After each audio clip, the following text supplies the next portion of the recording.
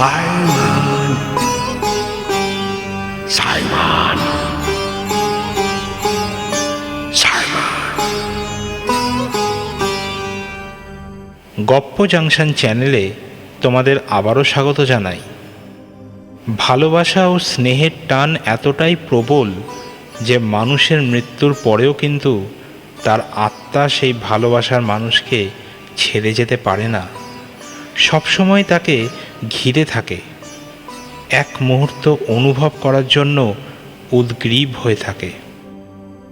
এই ঘটনার পরিপ্রেক্ষিতে শুরু করছি আজকের উপস্থাপনা।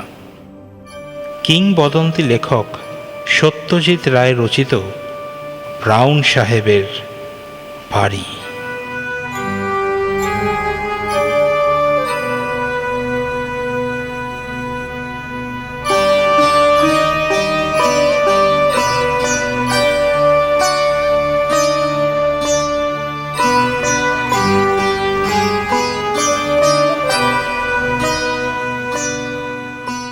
ব্রাউন সাহেবের ডায়েরিটি হাতে আসার পর থেকেই ব্যাঙ্গালোর যাবার একটা সুযোগ খুঁজছিলাম। সেটা এলো বেশ অপ্রত্যাশিতভাবে। আমাদের বালিগঞ্জ স্কুলের বাৎসরিক রিইউনিয়নে দেখা হয়ে গেল আমার পুরনো সহপাঠী অনিকেন্দ্র ভৌমিকের সঙ্গে।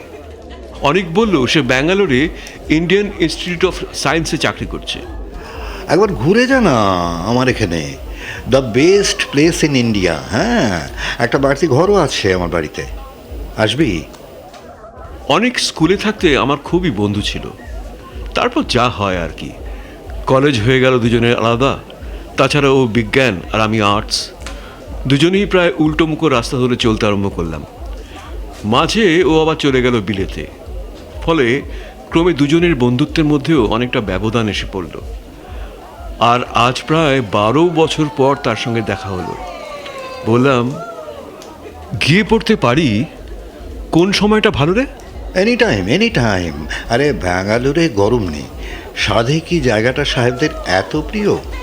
তুই যখনই আসতে চাস আয়, তবে এই 7 দিনের নোটিশ পেলে ভালো হয়। যাক, তাহলে ব্রাউন সাহেবের বাড়িটা দেখার সৌভাগ্য হলেও হতে পারে। কিন্তু তার আগে সাহেবের ডায়েরিটার কথা একটু বলা দরকার।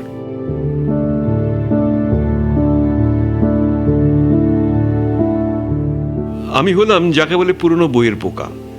ব্যাংকে কাজ করি, প্রতি মাসে যা রোজগার হয় তার অন্তত অর্ধেক টাকা পুরনো বই কেনার পেছনে খরচ হয়।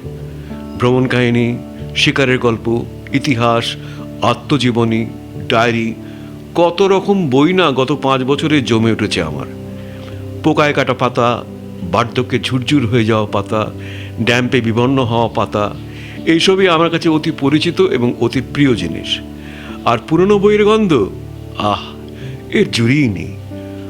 অগুরু, কস্তুরী, গোলাপ, হাস্তওয়ানা, মায়ের ফরাসি সেরা পারফিউমের সুবাস, এই দুটো গন্ধর কাছে হার মেনে যায়।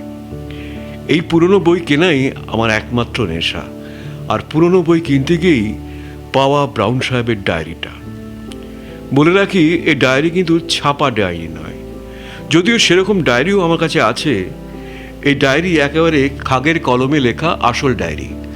লাল চামড়ায় বাঁধানো 350 পাতার রুল টানা খাতা, 6 ইঞ্চি বাই 4.5 ইঞ্চি, মলাটের চারপাশে সোনার জলের নকশা করা বর্ডার, তার মাঝখানে সোনার ছাপার অক্ষরে লেখা সাহেবের নাম, জন মিডলটন ব্রাউন। মলাট খুললে প্রথম পাতায় সাহেবের নিজের হাতের নামের সই, তার নিচে সাহেবের ঠিকানা, এভারগ্রিন লজ, ফ্রেজার টাউন, ব্যাঙ্গালোর। আর তার নিচে লেখা জানুয়ারি 1858। অর্থাৎ এই ডায়েরির বয়স হলো 113। এই ব্রাউন সাহেবের নাম লেখা অন্য আরও খানকতক বইয়ের সঙ্গে ছিল এই লাল চামড়ায় বাঁধানো খাতাটা। নামকরা বইয়ের তুলনায় দাম খুবই কম। মকবুল চাইল 20, আমি বললাম 10। শেষটায় 12 টাকার বিনিময়ে বইটা আমার সম্পত্তি হয়ে গেল। ব্রাউন যদি নামকরা কেউ হতেন, এই বইয়ের দাম 1000 টাকা হতে পারত। ডায়েরিটাতে তখনকার দিনের ভারতবর্ষের সাহেবদের দৈনন্দিন জীবনের বাইরে আরও কিছু জানতে পাবো এমন আশা করিনি। সত্যি বলতে কি, প্রথম শখানেক পাতা পড়ে তার বেশি পাইও নি। ব্রাউন সাহেবের পেশা ছিল স্কুল মাস্টারি। ব্যাঙ্গালোরে কোনো একটা স্কুলে শিক্ষকতা করতেন। সাহেব নিজের কথাই বেশি বলেছেন, মাঝে মাঝে ব্যাঙ্গালোর শহরের বর্ণনা করেছেন। এক জায়গায় তখনকার বড়লাটের গিন্নি লেডি ক্যানিংয়ের ব্যাঙ্গালোর আসার ঘটনা বলেছেন। ব্যাঙ্গালোরের ফুল ফল গাছপালা ও তার নিজের বাগানের কথা বলেছেন। এক এক জায়গায় আবার ইংল্যান্ডের সাসেক্স অঞ্চলে তার পৈতৃক বাড়ি আর তাঁর পিছনে ফেলে আসা আত্মীয় স্বজনের কথা বলেছেন। তার স্ত্রী এলিজাবেথের উল্লেখও আছে, তবে স্ত্রীটি কয়েক বছর আগেই মারা গিয়েছেন। সবচেয়ে ইন্টারেস্টিং ব্যাপার হচ্ছে সাইমন নামে কোনো এক ব্যক্তির বারংবার উল্লেখ। এই সাইমন যে কে ছিলেন, তার ছেলে না ভাই না ভাগ্নে না বন্ধু না কি, সেটা বোঝার কোনো উপায় ডায়েরিতে নেই। তবে সাইমনের প্রতি ব্রাউন সাহেবের যে একটা গভীর টান ছিল সেটা বুঝতে কোনো অসুবিধা হয় না। সাইমনের বুদ্ধি, সাইমনের সাহস, সাইমনের রাগ, অভিমান, দুষ্টুমি, খামখেয়ালিপানা ইত্যাদির কথা বারবার আছে ডায়েরিতে। সাইমন অমুক চেয়ারটাতে বসতে ভালোবাসে, আজ সাইমনের শরীরটা ভালো নেই, সাইমনকে আজ সারাদিন দেখতে পাইনি বলে মন খারাপ, এই ধরনের সব খুঁটিনাটি খবরও আছে। আর আছে সাইমনের মর্মান্তিক মৃত্যুর খবর। 22শে সেপ্টেম্বর সন্ধ্যে 7:30 নাগাদ বজ্রাঘাতে সাইমনের মৃত্যু হয়। পরের দিন ভোরবেলা ব্রাউন সাহেবের বাগানে একটা বাজে ঝলসে যাওয়া ইউক্যালিপটাস গাছের পাশে সাইমনের মৃতদেহ পাওয়া যায়। এরপর থেকে একটা মাস ডায়েরিতে প্রায় আর কিছুই লেখা হয়নি। যেটুকু হয়েছে তার মধ্যে শোক আর হতাশার কথা ছাড়া আর কিছুই নেই। ব্রাউন সাহেব দেশে ফিরে যাবার কথা ভাবছেন, কিন্তু সাইমনের আত্মা থেকে দূরে সরে যেতে তার মন চায়নি। সাহেবের স্বাস্থ্য যেন অল্প অল্প ভেঙে পড়ছে। আজও স্কুলে গেলাম না, কথাটা 5 জায়গায় বলা হয়েছে। লুকাস বলে একজন ডাক্তারের উল্লেখও আছে, তিনি ব্রাউন সাহেবকে পরীক্ষা করে ওষুধ বাতলে গেছেন। তারপর হঠাৎ 2রা নভেম্বর ডায়েরিতে এক আশ্চর্য ঘটনার উল্লেখ, এবং এই ঘটনাই আমার কাছে ডায়েরির মূল্য 1000 গুণ বাড়িয়ে দিয়েছে।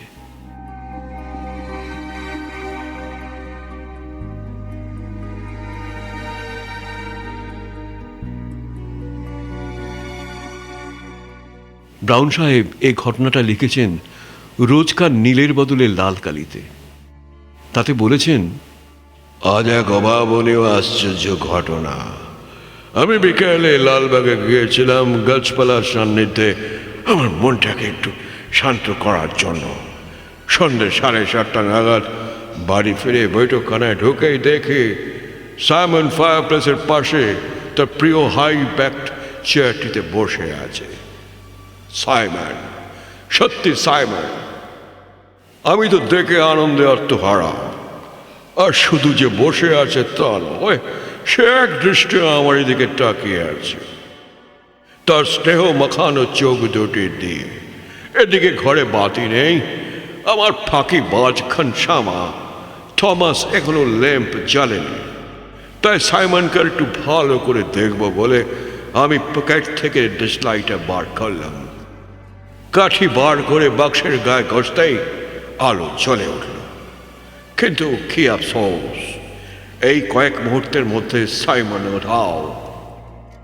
অবশ্যই সাইমনকে যে কোনোদিন আবার দেখতে পাবো বলে সেটাই তো আশা করিনি। এইভাবে ভূত অবস্থাতেও যদি মাঝে মাঝে সে দেখা দিয়ে যায়, তাহলে আমার মন থেকে সব দুঃখ দূর হয়ে যাবে। সত্যি আজ এক অপরূপ আনন্দের দিন। সাইমন মরে গিয়েও আমাকে ভোলেনি, এমনকি তার প্রিয় চেয়ারটিকেও সে ভোলেনি। দোহায় সাইমন, মাঝে মাঝে দেখা দিও। আর কিছুই চাই না, আর কিছুই চাই না আমি তোমার কাছে। এইটুকু পেলে আমি বাকি জীবনটা শান্তিতে কাটাতে পারবো।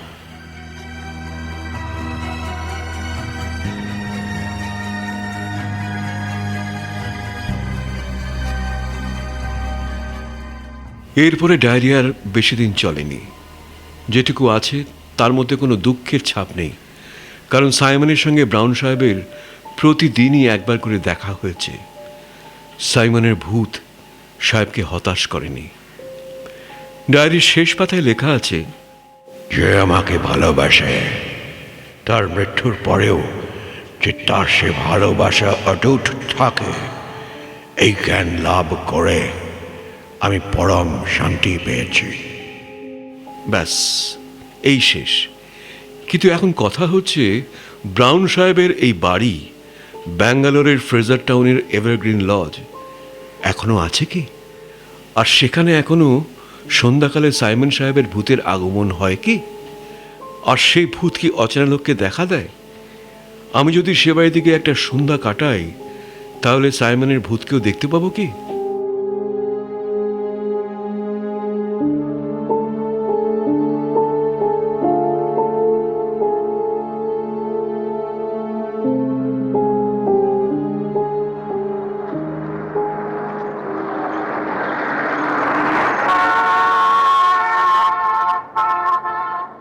ব্যাঙ্গালোরে এসে প্রথম দিন অনেককে এসব কিছুই বলিনি। সে আমাকে তার অ্যাম্বাসেডার গাড়িতে করে সমস্ত ব্যাঙ্গালোর শহর ঘুরিয়ে দেখিয়েছে, এমনকি ফ্রেজার টাউনও। ব্যাঙ্গালোর সত্যি সুন্দর জায়গা, তাই শহরটা সম্বন্ধে উচ্ছ্বাস প্রকাশ করতে আমার কোনো মিথ্যার আশ্রয় নিতে হয়নি। শুধু সুন্দর নয়, কলকাতার পর এমন একটা শান্ত কোলাহল শূন্য শহরকে প্রায় একটা অবাস্তব স্বপ্নরাজ্যের মতো মনে হয়। দ্বিতীয় দিন ছিল রবিবার। সকালে অনেকের বাগানে রঙিন ছাতার তলায় বসে চা খেতে খেতে প্রথম ব্রাউন সাহেবের প্রসঙ্গটা তুললাম। ও শুনে টুনে হাত থেকে চায়ের পেয়ালা নামিয়ে রেখে বেতের টেবিলের উপর হাত রেখে বলল, দেখ রঞ্জন, যে বাড়ির কথা বলছিস না, সে বাড়ি হয়তো থাকলেও থাকতে পারে 100 বছর আর কি এমন বেশি। তবে সেখানে গিয়ে যদি ভূত টুত দেখার লোভ থেকে থাকে, তাহলে কিন্তু আমি ওর মধ্যে নেই। না না, কিছু মনে করিস নি ভাই, আমি চিরকাল একটু অতিরিক্ত সেন্সিটিভ, এমনিই দিব্যি আছি। আজকের দিনের শহরে কোনো উপদ্রব নেই। এখানে ভূতের পিছনে ছোটা মানে সাধ করে উপদ্রব ডেকে আনা। না না না না না, ও বাবা, ওর মধ্যে আমি নেই। অনেকের কথা শুনে বুঝলাম এই 12 বছরেও বিশেষ বদলায়নি। স্কুলে ভীতু বলে ওর একটা বদনাম ছিল। মনে পড়লো একবার আমাদের ক্লাসের জয়ন্ত আর একটি ডানপিটে ছেলে ওকে এক সন্ধ্যায় বালিগঞ্জ সার্কুলার রোডের রাইডিং স্কুলের কাছটাতে আপাতমস্তক সাদা কাপড় মুড়ি দিয়ে ভয় দেখিয়েছিল। অনেকে ঘটনার পর 2 দিন স্কুলে আসেনি, এবং অনেকের বাবা নিজে হেডমাস্টার বীরেশ্বর বাবুর কাছে এসে ব্যাপারটা নিয়ে কমপ্লেন করেছিলেন। আমি এই বিষয়ে কিছু বলার আগেই অনেক হঠাৎ বলে উঠল, তবে নেহাতি যদি তোর যেতে হয়, তাহলে সঙ্গীর অভাব হবে না। আরে আসুন আসুন মিস্টার ব্যানার্জি। পিছন ফিরে দেখি একটি বছর 45-এর ভদ্রলোক অনেকের বাগানের গেট দিয়ে ঢুকে হাসি মুখে আমার দিকে এগিয়ে আসছেন। বেশ বলিষ্ঠ চেহারা, প্রায় 6 ফুট হাইট, পরনে ছাই রঙের হ্যান্ডলুমের প্যান্টের ওপর গাঢ় নীল টেরিলিনের বুশশার্টের গলায় সাদা কালো বাটিকের ছোপ মারা সিল্কের মাফলার। আচ্ছা, পরিচয়টা করিয়ে দিই। আমার বন্ধু রঞ্জন সেনগুপ্ত, আর ইনি মিস্টার ঋষিকেশ ব্যানার্জি। ভদ্রলোক শুনলাম ব্যাঙ্গালোরের এয়ারক্রাফট ফ্যাক্টরিতে কাজ করেন। বহুদিন বাংলাদেশ ছাড়া, তাই কথার মধ্যে একটা অবাঙালি টান এসে পড়ছে, আর অজস্র ইংরেজি শব্দ ব্যবহার করেন। অনেক বেয়ারাকে ডেকে আরেক পেয়ারা চায়ের কথা বলে দিয়ে একেবারে সোজাসুজি ব্রাউন সাহেবের বাড়ির কথাটা পেরে বসল। কথাটা শুনে ভদ্রলোক এমন অট্টহাস্য করে উঠলেন, কিছুক্ষণ থেকে যে কাঠবিড়ালিটাকে দেখছিলাম আমাদের টেবিলের আশেপাশে নির্ভয়ে ঘোরাফেরা করছে, সেটা ল্যাজ উঁচিয়ে একটা দেবদারু গাছের গুড়ি বেয়ে শটান একেবারে মগডালে পৌঁছে গেল।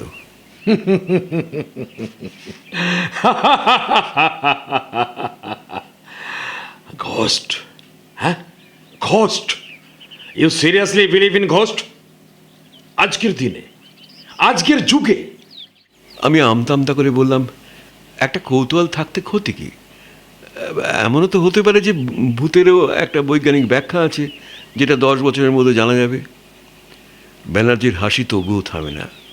লক্ষ্য করলাম ভদ্রলোকের দাঁতগুলো ভারী ঝকঝকে ও মজবুত। অনেক বলল, যাই হোক mister Banerjee, ghost or no ghost, এমন বাড়ি যদি একটা থেকেই থাকে, আর রঞ্জনের যদি একটা উদ্ভট খেয়াল হয়েই থাকে, একটা সন্ধ্যেবেলা ওকে নিয়ে খানিকটা সময়ের জন্য ও বাড়িতে কাটিয়ে আসতে পারেন কি না সেইটা বলুন। ও কলকাতা থেকে এসেছে, ইয়েস ইস, আমার গেস্ট। আর ওকে তো আর আমি একা যেতে দিতে পারি না সেখানে। আর ইনফ্যাক্ট সত্যি বলতে কি, আমি নিজে মানুষটা একটু অতিরিক্ত মানে যাকে বলে সাবধানী আর কি। আমি যদি নিয়ে যাই তাহলে বোধহয় ওর সুবিধের চেয়ে অসুবিধেটা একটু বেশি হবে, তাই তো? মিস্টার ব্যানার্জি তার শার্টের পকেট থেকে একটা বাঁকা পাইপ বার করে তার মধ্যে তামাক গুঁজতে গুঁজতে বললেন, আমার আপত্তি নেই, তবে আমি যেতে পারি কেবল একটা কন্ডিশনে। আমার সঙ্গে শুধু একজনকে নেব না, দুজনকেই নেব। আমি কিন্তু দুজনকেই নেব। হ্যাঁ, কথাটা শেষ করে ব্যানার্জি আবার হাসলেন। আর তার ফলে এবার আশেপাশের গাছ থেকে 4-5 রকম পাখির চিৎকার ও ডানা চাপটানির আওয়াজ শোনা গেল। অনেকের মুখ কিঞ্চিত ফ্যাকাশে দেখালেও সে আপত্তি করতে পারল না। কি নাম বললেন বাড়িটার? Evergreen Lodge. ফ্রেজার টাউনে? তাই তো বলেছি ডায়েরিতে। ফ্রেজার টাউনে সাহেবদের কিছু পুরনো বাড়ি আছে বটে, এই কটেজ টাইপের। এনিওয়ে, যেতেই যদি হয় তো দেরি করে লাভ কি? হ্যাঁ, হোয়াট অ্যাবাউট আজ বিকেলে, এই ধরুন 4টে নাগাদ? ইঞ্জিনিয়ার হলে হবে কি, মিজাজটা একেবারে পুরোদস্তুর মিলিটারি এবং সাহেবি। ঘড়ি ধরে 4টের সময় ঋষিকেশ ব্যানার্জি তার মরিস মাইনার গাড়িটি নিয়ে হাজির।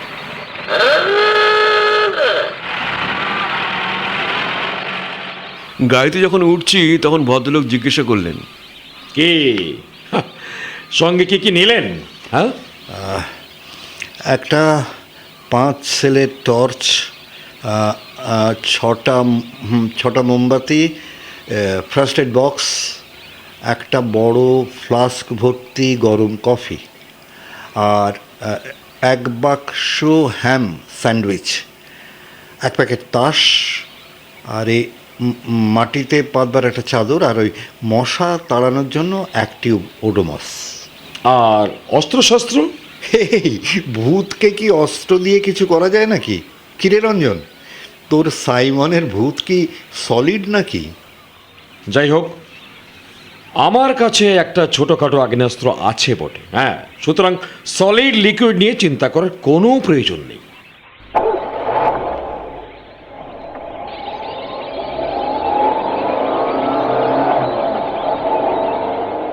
এভারগ্রিন লজের ব্যাপারটা একেবারে কাল্পনিক নয়। আপনি কি এর মধ্যে খোঁজ নিয়েছেন নাকি? Mister Sengupta, I am a very methodical man, you see. যেখানে যাচ্ছি সেই জায়গাটা অ্যাটল আছে কি না সেটার সম্বন্ধে আগে থেকেই খোঁজ নিয়ে রাখা উচিত নয় কি? হ্যাঁ, ওদিকটা শ্রীনিবাস দেশমুখ থাকে, আমরা একসঙ্গে গল্ফ খেলি, অনেক দিনের আলাপ। সকালে এখান থেকে ওর বাড়িতে গেছিলাম, বলল এভারগ্রিন লজ বলে একটা 1তলা কটেজ নাকি প্রায় 50 বছর থেকে খালি পড়ে আছে। বাড়ির বাইরের বাগানে বছর 10 আগেই পর্যন্ত লোকে পিকনিক করতে যেত, এখন আর যায়টাই না। খুব নিরিবিলি জায়গায় বাড়িটা। আগেও নাকি একটানা বেশি দিন কেউ ও বাড়িতে থাকেনি, তবে হন্টেড হাউস বলে কেউ কোনোদিন অপবাদ দেয়নি বাড়িটার। বাড়ির ফার্নিচার সব বহুদিন আগেই নিলাম হয়ে গেছে। আর কিছু নাকি কর্নেল মার্সারের বাড়িতে আছে। রিটায়ার্ড আর্মি অফিসার, তিনিও ফ্রেজার টাউনে থাকতেন। সব শুনে টুনে, বুঝেছেন মিস্টার সেনগুপ্ত? মনে হচ্ছে আমাদের ওই পিকনিক জাতীয় ওই একটা কিছু করে ফেরত আসতে হবে। অনেকেন্দ্র তাস টানে কিন্তু ভালোই করেছেন।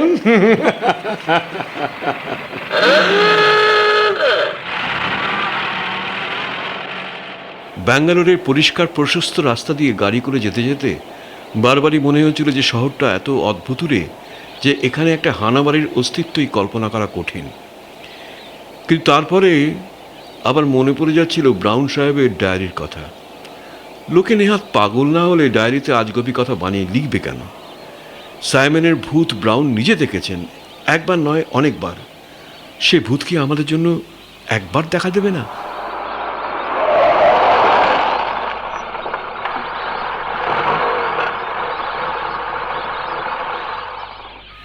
বিলেতে আমি যাইনি, কিন্তু বিলেতের কটেজের ছবি বইয়ের পাতায় ঢের দেখেছি। এভারগ্রিন লজের সামনে দাঁড়িয়ে মনে হলো সত্যি যেন ইংল্যান্ডের কোনো গ্রামাঞ্চলের একটা পুরনো পরিত্যক্ত বাড়ির সামনে এসে পড়েছি।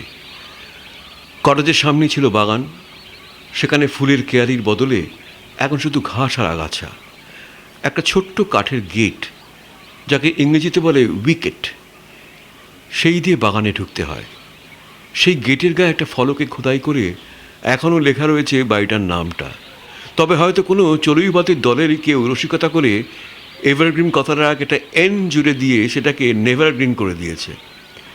আমরা গেট দিয়ে ঢুকে বাড়ির দিকে এগোলাম। চারিদিকে অজস্র গাছপালা, ইউক্যালিপটাসও গোটা তিনেক রয়েছে দেখলাম। আর যা গাছ আছে তার অনেকগুলোরই নাম আমার জানা নেই, চোখেও দেখিনি এর আগে কোনো দিন। ব্যাঙ্গালোরের জলমাটির নাকি এমনই গুণ যে সেখানে যে কোনো দেশের যে কোনো গাছ বেঁচে থাকবে। কটেজের সামনে একটা টালির ছাউনি দেওয়া পোর্টিকো, তার বাঁকা থামগুলো বেয়ে লতা উঠছে ওপর দিকে। ছাউনির অনেক টালিই নেই, ফলে ফাঁক দিয়ে আকাশ দেখা যায়। সামনের দরজার একটা পাল্লা ভেঙে কাত হয়ে পড়ে আছে।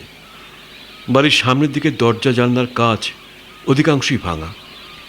দেয়ালের উপর শ্যাওলা ধরে এমন অবস্থা হয়েছে যে বাড়ির আসল রংটা যে কী ছিল তা আজ বোঝার উপায় নেই। দরজা দিয়ে আমরা বাড়ির ভেতরে ঢুকলাম।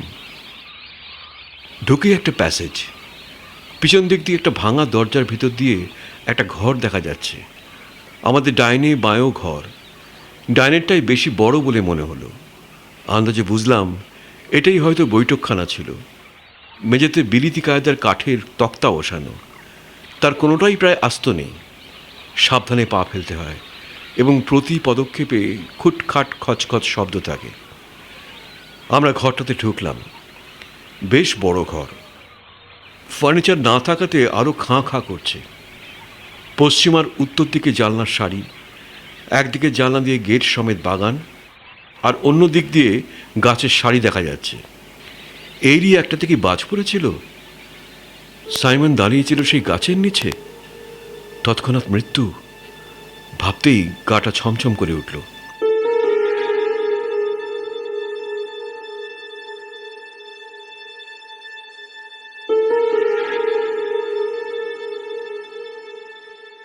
এবারে দক্ষিণ দিকে জানলাবিহীন দেয়ালের দিকে চাইলাম। বাঁ কোণে ফায়ার প্লেস।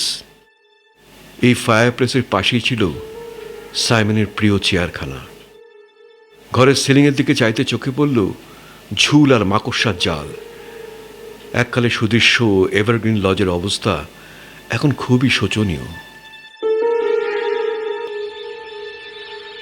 লা লা লা লা লা লা লা লা লা। কি খেলা আছে আপনাদের? ব্রিজ না পোকার না রামি? অনেক হাতের জিনিসপত্র মেঝেতে সাজিয়ে চাদরটা বিছিয়ে মাটিতে বসতে যাচ্ছিল। এমন সময় একটা শব্দ কানে এলো। অন্য কোনো ঘরের কেউ জুতো পায়ে হাঁটছে। অনেকের দিকে চেয়ে দেখলাম সে ফ্যাকাশে হয়ে গেছে। পায়ের শব্দটা থামল। মিস্টার ব্যানার্জি হঠাৎ মুখ থেকে পাইপটা নামিয়ে নিয়ে বাজখাই গলায় চেঁচিয়ে উঠলেন, ইজ এনিবডি দেয়ার? সঙ্গে সঙ্গে আমরা তিনজনের প্যাসেজের দিকে এগোলাম। অনেক আলতো করে আমার কোটের আস্তিনটা ধরে নিয়েছে। এবার জুতোর শব্দটা আবার শুরু হলো। আমরা বাইরের প্যাসেজে গিয়ে পড়তেই ডান দিকের ঘরটা থেকে একটি ভদ্রলোক বেরিয়ে এসে সামনে আমাদের দেখে থমকে দাঁড়িয়ে পড়লেন। লোকটি ভারতীয়, মুখ ভর্তি খোঁচা খোঁচা দাড়ি গোঁফ সত্ত্বেও ইনি যে ভদ্র এবং শিক্ষিত তাতে কোনো সন্দেহ নেই। ভদ্রলোক বললেন, হ্যালো, হ্যালো দের। আমরা যে কী বলবো ঠিক বুঝতে পারছি না।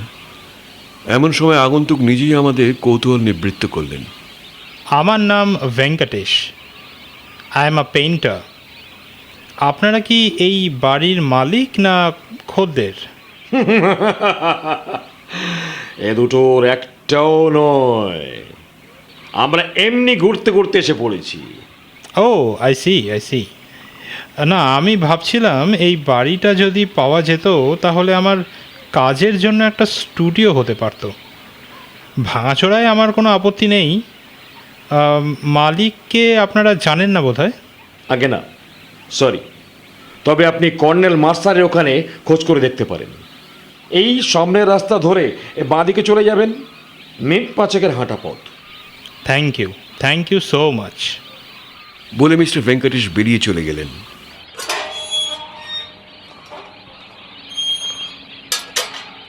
গেট খোলার এবং বন্ধ করার শব্দ পাওয়ার পর ব্যানার্জি আবার তার অট্টহাসি হেসে বললেন,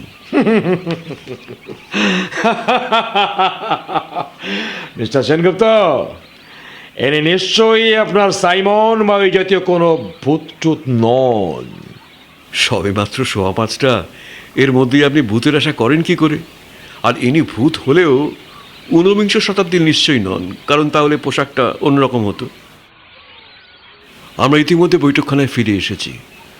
অনেক মাটিতে পাতা চাদরের উপর বসে পড়ে বলল, ধুর, এ মিথ্যে কল্পনার প্রশ্রয় দিয়ে শুধু শুধু নার্ভাসনেস বাড়ানো। তাছে তা শোক। আগে মোমবাতি খান কত জ্বালাও দেখি, এখানে বড় ঝপ করে সন্ধে নামে। দুটো মোমবাতি জ্বালিয়ে কাঠের মেঝেতে দাঁড় করিয়ে ফ্লাস্কের ঢাকনিতে কফি ঢেলে তিনজনে পালা করে খেয়ে নিলাম। একটা কথা আমার কিছুক্ষণ থেকে মনে আসছিল, সেটা আর না বলে পারলাম না। ভূতের নেশা যে আমার ঘাড়ে কিভাবে চেপেছে সেটা আমার এই কথা থেকেই বোঝা যাবে। ব্যানার্জিকে উদ্দেশ্য করে বললাম, আপনি বলেছিলেন কর্নেল মার্শালের বাড়ির ফার্নিচার কিছু কিনেছিলেন। তিনি যদি এতই কাছে থাকেন তাহলে তার বাড়িতে গিয়ে একটা জিনিসের খোঁজ করে আসা যায় কি? কি জিনিস? একটা বিশেষ ধরনের হাই ব্যাকড চেয়ার। কেন বলতো? হঠাৎ এখন হাই ব্যাক চেয়ারের খোঁজ করে কি হবে? হ্যাঁ, না মানে ব্রাউন সাহেব বলেছেন ওটা নাকি সাইমনের খুব প্রিয় চেয়ার ছিল। সে ভূত হয়ে ওটাতে এসে বসতো। ওটা থাকতো ওই ফায়ার প্লেসটার পাশে। হয়তো ওটা ওখানে এনে রাখতে পারলে। তুই ব্যানার্জি সাহেবের ওই মরিস গাড়িতে করে হাই ব্যাক চেয়ার নিয়ে আসবি, নাকি আমরা তিনজন ওটাকে কাঁধে করে আনবো? হ্যাঁ, আচ্ছা, তোর কি মাথা খারাপ হয়েছে? আরে থামুন থামুন, কর্নেল মার্শাল যা কিনেছেন তার মধ্যে ওরকম চেয়ারই নেই, এটা আমি জানি। তার বাড়িতে আমার যথেষ্ট যাতায়াত আছে, ওটা থাকলে আমার চোখে নিশ্চয়ই পড়তো। আমি যতদূর জানি উনি কিনেছিলেন দুটো বুককেস, দুটো অয়েল পেন্টিং, খান কত ফুলদানি, আর সেলফে সাজিয়ে রাখার মতো গুটি কত শখের জিনিস, যাকে আর্ট অবজেক্টস বলে। ঠিক আছে, তোর আমিই হোক। আর এসব খেলা ভালো জমে, হ্যাঁ, যদি পয়সা দিয়ে খেলা যায়। আপনাদের আপত্তি আছে কি? বললাম, মোটেই না, তবে আমি ব্যাংকের সামান্য চাকুরে বেশি হারবার সামর্থ্য আমার নেই। বাইরে দিনের আলো ম্লান হয়ে এসেছে। আমরা খেলায় মন দিলাম। আমার তাসের ভাগ্য কোনোদিনও ভালো ছিল না, আজও তার ব্যতিক্রম লক্ষ্য করলাম না। আমি জানি অনেক মনে মনে নার্ভাস হয়ে আছে, সুতরাং সে জিতলে পরে আমি অন্তত একটু নিশ্চিন্ত হতাম, কিন্তু তারও কোনো লক্ষণ দেখলাম না। কপাল ভালো একমাত্র মিস্টার ব্যানার্জির। গুনগুন করে বিলিতি সুর ভাঁজছেন আর দানের পর দান জিতে চলেছেন।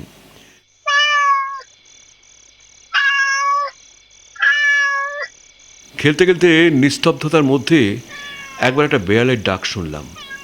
তার ফলে আমার মনটা আরও যেন একটু দমে গেল। হানাবাড়িতে বিড়ালেরও থাকাটা উচিত নয়?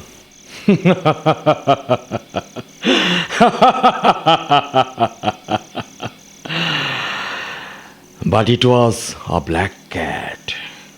ওই প্যাসেজ দিয়ে হেঁটে গেল। ব্ল্যাক ক্যাট তো ভূতের সঙ্গে যায় ভালোই, তাই না?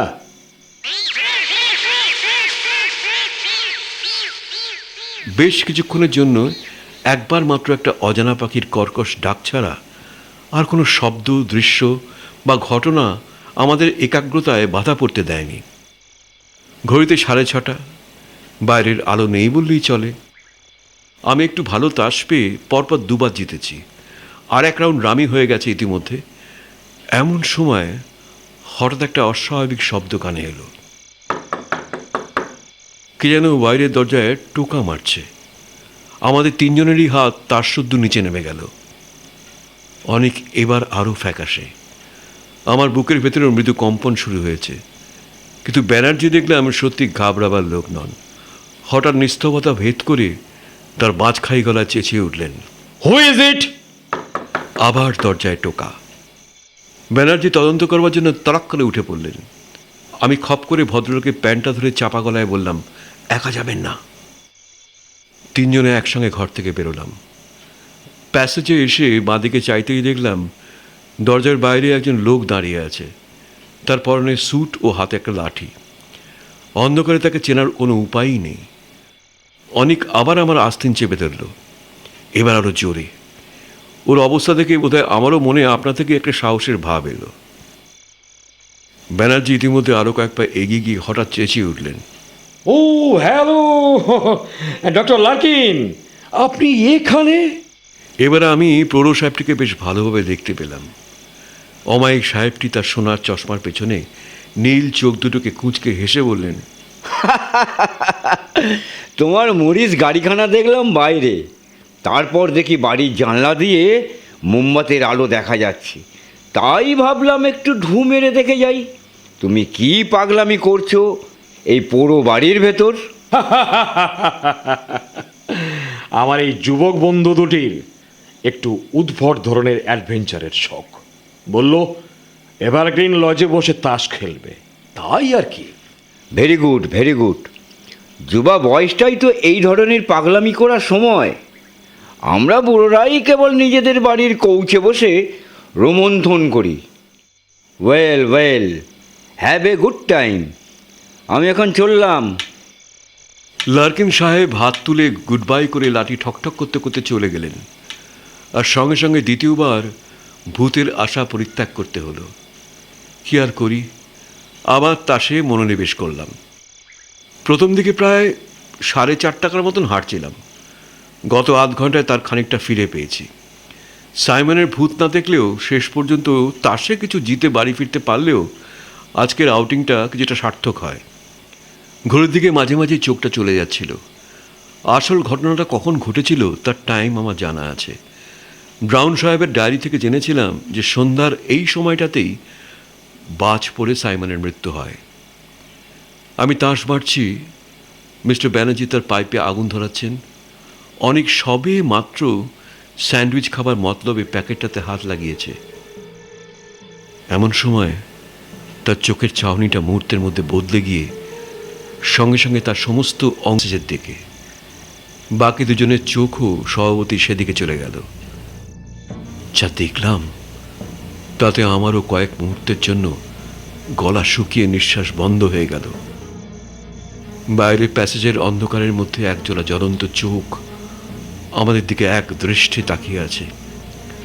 ফসফরাসের মতন ফিকে সবুজ আর হলদে মেশানো একটা আভা এই নিষ্পলক চাহনিতে। মিস্টার ব্যানার্জির ডান হাতটা ধীরে ধীরে তার কোটের ভেস্ট পকেটের দিকে চলে গেল। আর ঠিক সেই মুহূর্তেই যেন ম্যাজিকের মতো আমার কাছে ব্যাপারটা জলের মতন পরিষ্কার হয়ে গিয়ে আমার মন থেকে সমস্ত ভয় দূর করে দিল। বললাম, আপনার পিস্তলের দরকার নেই মশাই, এটা সেই কালো বিড়ালটা।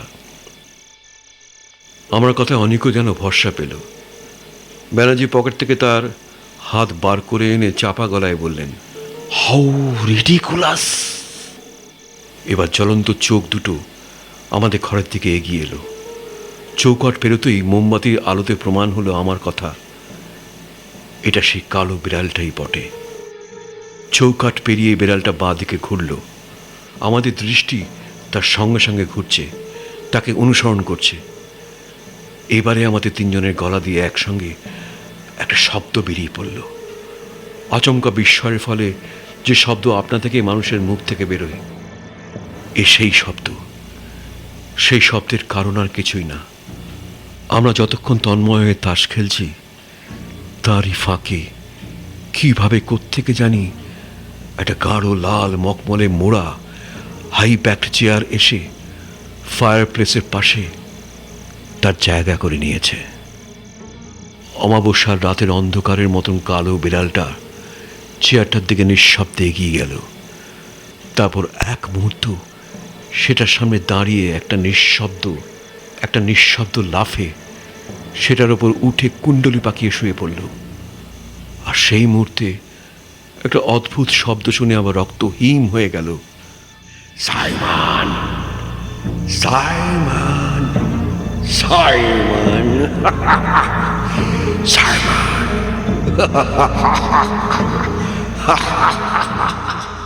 একটা আর্তনাদ শুনে বুঝলাম অনেক অজ্ঞান হয়ে গেছে। আর মিস্টার ব্যানার্জি, তিনি অনেককে কোল পাঁজা করে তুলে ঊর্ধ্বশ্বাসের প্যাসেজ দিয়ে দরজার দিকে ছুটছেন। আমিও আর থাকতে পারলাম না। তাস, মোমবাতি, ফ্লাস্ক, চাদর, স্যান্ডউইচ সব পড়ে রইল। দরজা পেরিয়ে মাঠ, মাঠ পেরিয়ে গেট, গেট পেরিয়ে ব্যানার্জির মরিস মাইনার।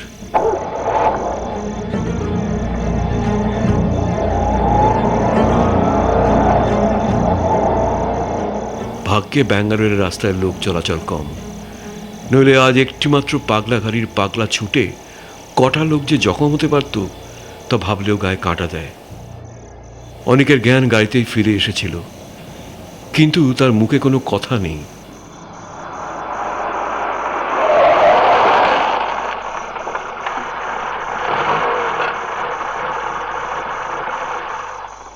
প্রথম কথা বললেন মিস্টার ব্যানার্জি। অনেকের বেয়ারার হাত থেকে ব্র্যান্ডির গ্লাসটা ছিনিয়ে নিয়ে সে এক ঢোকে অর্ধেকটা নামিয়ে দিয়ে ঘর করে চাপা গলায় বললে, So, Simon was a cat. আমার নিজেরও কিছু বলার অবস্থা নেই, কিন্তু আমার মন তার কথায় সায় দিল। সত্যি ব্রাউন সাহেবের বুদ্ধিমান, খামখেয়ালি, অভিমানী, অনুগত, আদরের সাইমন, যার মৃত্যু হয় বজ্রাঘাতে আজ থেকে 113 বছর আগে, সেই সাইমন ছিল আমাদের আজকে দেখা একটি পোষা কালো বিড়াল।